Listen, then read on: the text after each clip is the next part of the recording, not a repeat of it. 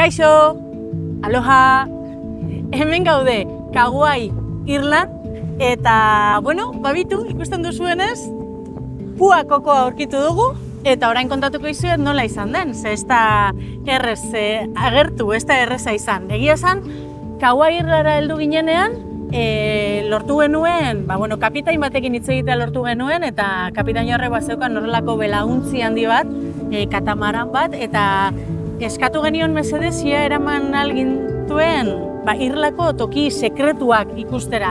Ze Irla hau lorategi edo jardin handi bat da, eta horrela ditzen diote lorategi uhartea, lorategi Irla, eta badauzkat toki asko oso misteriotsuak direnak, oso berdeak, natura pila batekin, baina gizakia zail daukana, ez? Toki horietara iristea. Eta orduan, bagenekien kapitain baten laguntzaz, itsasotik iritsi gintezkela eta bertako itsaslabarrak eta pixka bat aztertu. Orduan, lehenengo pausua izan zen, belauntzia lortu eta kostaldetik puaren bila hastea, baina itsasotik begiratuz eta natura eta zuhaitz horien artean, pixka bat belauntzian gindoa zela, bila ibiltzea hori lortu genuen. Baina ez genuen aurkitu.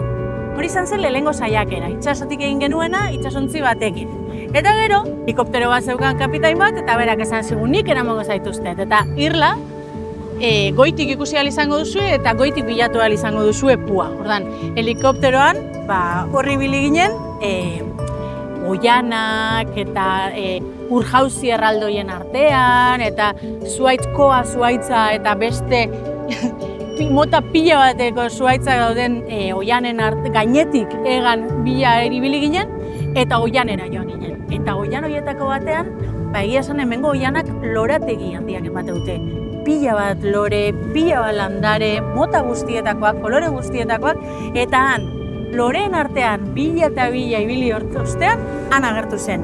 Pua, lore zurritxo batzuen artean, bera, kolore honetakoa zen.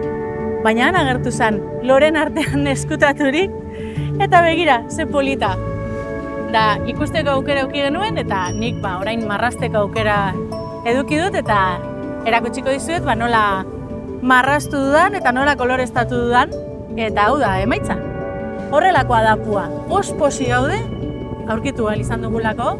Eta beste kontu bat, pua du izena, eta olelo, Hawaii hizkuntzan, puak lorea esan nahi du. Hori jakin izan bagenu, harinago aurkituko genuken, baina orain jakin dugu. Lehenengo koko aurkitu eta gero jakin dugu bere izenak zer esan nahi duen. Begira, beste hitz bat ikasi dugu, olelo, hawaiieraz.